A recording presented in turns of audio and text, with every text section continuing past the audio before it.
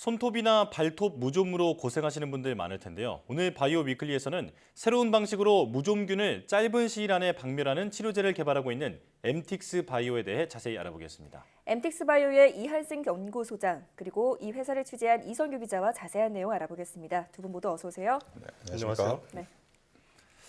자, 무좀은 정말 흔한 질환이죠. 그러면서도 잘 낫지 않아서 결국엔 고질병이 되는 경우도 많은데 우선 무좀이 왜 생기는 건지 그리고 치료는 왜 이렇게 어려운 건지 좀 설명해 주시죠. 이 무좀은 곰팡이균이 일으키는 어떤 질병인데요.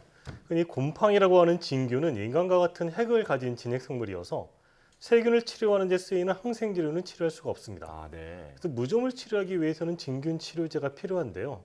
시중에도 진균 치료제가 나와 있긴 하지만 치료 효율이 낮고 또 오래 쓰면 내성이 생기는 문제가 있습니다. 예.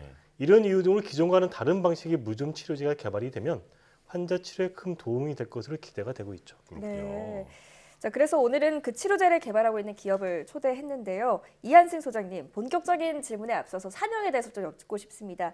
엠틱스 바이오 어떤 의미를 담고 있는지 또 어떤 비전의 의미가 있을까요? 엠틱스 바이오는 어드밴스드 마이크로바이얼 테크놀로지스 앤 바이오틱스의 약자로요. 네. 미생물 관련된 첨단 생명공학 기술을 이용해서 미생물 감염성 질환과 관련 염증성 질환의 혁신 신약을 개발하는 회사입니다. 예. 그래서 저희 회사의 비전은 미생물 감염성 질환과 관련 염증성 질환의 극복을 위한 혁신 신약을 개발하는 글로벌 기업이다. 이렇게 말씀드릴 수 있겠습니다. 그렇군요.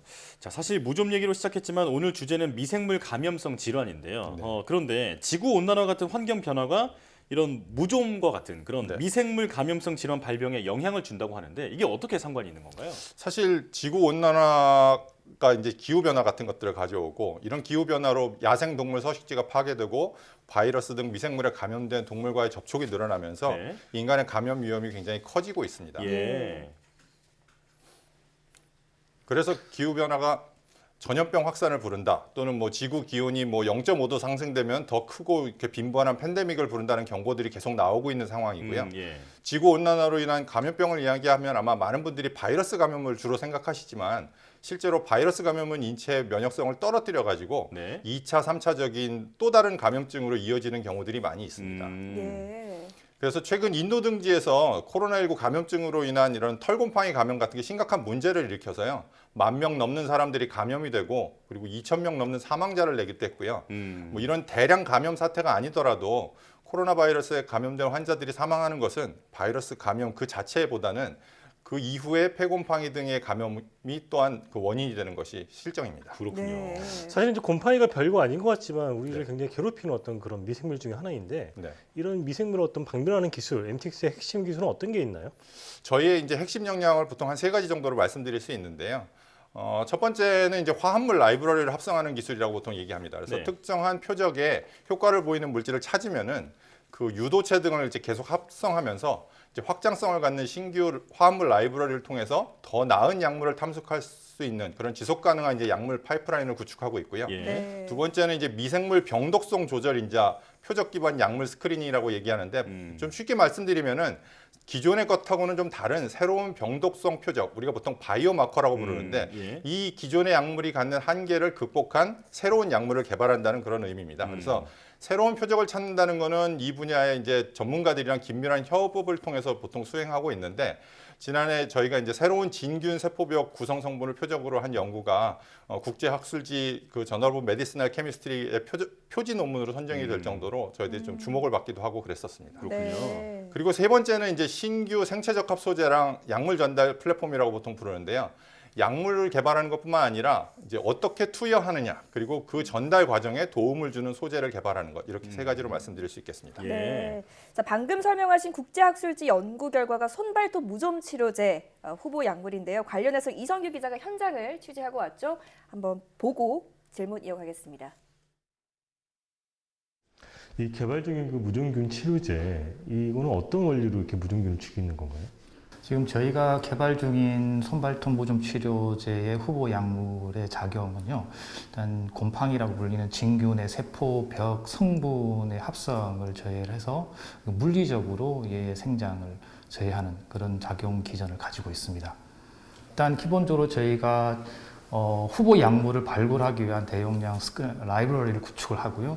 그 구축된 라이브러리 중에서 진균 효능이 있는 힛 컴파운드를 선별하고 그리고 이 힛 컴파운드를 이용해서 동물 실험을 통해서 효능이 있는지를 확인을 하고요. 그리고 이 효능을 통해 확인한 다음에 얘가 어떠한 작용 기전을 가지고 얘가 진균을 적절하게 잘 죽이는지 그런 결과들을 밝힌 논문입니다. 일단 저희가 마우스를 이용해가지고 인위적으로 마우스 진피 아래쪽에 그 곰팡이균을 감염을 시키고요. 그리고 감염을 시킨 다음에 기본적으로 많이 쓰는 약물과 또 저희 약물을 도포를 하고 그리고 이 감염 부위가 얼마 정도 얘가 줄어드는지를 확인한 실험입니다. 그래서 확인한 결과 기존에 사용했던 상용 약물보다 저희 약물이 조금 더 효과적으로 곰팡이 감염 부위를 줄일 수 있다는 그런 결과를 저희가 확인했습니다. 이 손발톱 무좀 치료제를 비롯해서 좀 몇 개의 그 신약 개발 파이프라인이 있잖아요. 그 네네. 현황은 어떻게 되나요?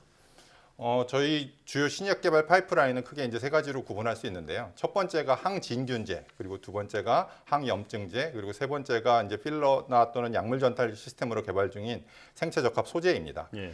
그래서 이 가운데 이제 리드 파이프라인 제일 앞서가고 있는 거는 현재 뉴질랜드에서 임상 일상 중인 ATB1651이라는 약물이 있는데 네. 항진균 활성이 굉장히 뛰어난 약물로요. 손발톱 무좀 치료제로서 성공적으로 임상 일상 진행 중에 있고 현재까지 경과가 좋아서 아마 임상 시험에서 효능도 확인할 수 있을 것으로 예측하고 있습니다. 예. 그리고 1651을 또 같은 물질이지만 이것을 피부 무좀 치료제로서 임상 일상에 들어가기 위해서 지금 전임상 시험을 거의 다 마친 상태고요. 아마 올해 하반기에 임상 일상 진행을 목표로 준비하고 있습니다. 예. 그리고 ATB1606이라는 물질도 있는데요. 이것은 이제 항염증 치료제로 개발하고 있는 물질인데 아토피 피부염 치료제로서 특정 면역 조절 단백질의 신호 전달을 억제해가지고 아토피 피부염 치료제로 동물 실험 등을 지금 다 마치고 이제 전임상 시험에 지금 들어간 상태고요. 예. 그리고 이런 면역 조절 방식에 이제 해외 바이오 기업들이 좀 관심을 많이 보여서 천식 관련된 연구도 좀 해보면 어떻겠느냐라는 그런 이야기가 있어서 지금 그 연구도 함께 진행할 계획에 있습니다. 그렇군요. 네. 뭐 지금 다수의 파이프라인을 진행하고 있는데 아무래도 이제 시청자분들은 이 손발톱 무좀 네. 치료제 관심이 클 것 같아요. 네. 지금 뉴질랜드에서 임상 일상을 진행하고 있으니까 아직 좀 더 연구를 해봐야겠지만은 네. 뭐 기존에 나와 있는 치료제보다 어떤 치료 기간이랄까 아니면 효능이랄까 이런 면에서 어떤 차별성이 있나요? 일단 기존의 손발톱 무좀 치료제들이 굉장히 치료하는데 시간이 오래 걸립니다. 보통 뭐 6개월에서 12개월까지도 걸리고요. 그리고 완치율도 사실은 20%가 안 될 정도 좀 낮거든요. 근데 저희는 임상 시험을 통해서 지금 현재 한 4주에서 6주 정도로 이제 짧은 시간 안에 치료 효과를 보일 수 있는 약물을 지금 개발하려고 하고 있고요. 그리고 손발톱 무좀 치료제의 가장 큰 문제 중에 하나가 사실 손톱이나 이 발톱에 있는 케라틴 성분들을 잘 통과해야 되거든요. 근데 저희 예. 물질이 이제 그 기존의 약물보다는 이런 손발톱을 통과하는, 즉 그 손발톱에 발랐을 때 효과가 좀 더 높다라는 그런 그 전임상 결과들을 가지고 지금 네. 이제 임상 시험에 들어가 있는 상태입니다. 네, 뭐 효과라든지 어떤 뭐 바르는 기간이라든지 이런 부분에서 확실히 좀 차별점이 있다 생각이 드는데 저 그 궁금한 게 이게 네. 만약에 약물이 이제 완성이 되면 이걸 네. 뭐 바르는 건가요? 아니면 먹는 약이 되는 건가요? 바르는 제제로 지금 개발하고 있습니다. 아, 네. 그렇군요. 새로운 네. 먹는 걸로 하려면은 또 다른 임상을 새롭게 해야 되는 그런 상황입니다. 네, 좀 얼른 나왔으면 좋겠네요. 네. 자, 그리고 앞서 그 이제 말씀해주신 핵심 역량 중에 그 약물을 주입하거나 이제 전달하는 데 활용되는 그런 소재, 네. 그러니까 이제 생체 적합 소재도 개발하고 있다고 말씀해주셨는데 네. 구체적인 내용 알려주시죠. 저희 생체 적합 소재는 보통 이제 히알루론산이라는 물질을 이용해서 그것을 약간 이렇게 변형시킨 것인데요. 히알루론산은 뭐 보통 필러나 이런 데서 많이 사용하고 있는 물질입니다. 근데 이게 보통 일반적으로는 젤 타입으로 돼 있어서 주입을 하는데 저희는 이것을 화학적으로 약간 변형해 가지고 거의 물처럼 액체와 같은 성질을 가지고 있어서요. 젤화가 피부에 들어가서 일어나는 게 좀 특징적이고요. 그래서 주사 전에는 이제 액체 상태이기 때문에 아주 가느다란 바늘로 주사할 수 있는, 그래서 통증이나 이런 것들이 적다는 것이 좀 장점이 될 수 있고, 예. 네. 그리고 젤화의 정도를 조절하면은 이게 몸속에 들어가서 이제 히알루론산이 분해되기 때문에 그 분해 속도를 조절해서 약물이랑 함께 주입하면 그 약물이 천천히 분해되면서 방출되는, 그래서 방출 시간을 조절할 수 있는 그런 장점들이 있습니다. 네. 그래서 이런 생체적 합소제는 주사용 뭐 약물 전달 시스템이나 또는 마이크로 니들 소재나 또는 뭐 백신 면역 증강제 같은 데 응용할 수 있어서 이런 소재 생산을 위해서 저희가 이제 GMP 공장을 이미 준공을 했고요. 그리고 이제 시생산과 이런 것들을 준비를 하고 있습니다. 그렇군요. 네. 자, 마지막으로 국내 바이오 산업 발전을 위해서도 좀 제언해 주실 말씀이 있으시다면요.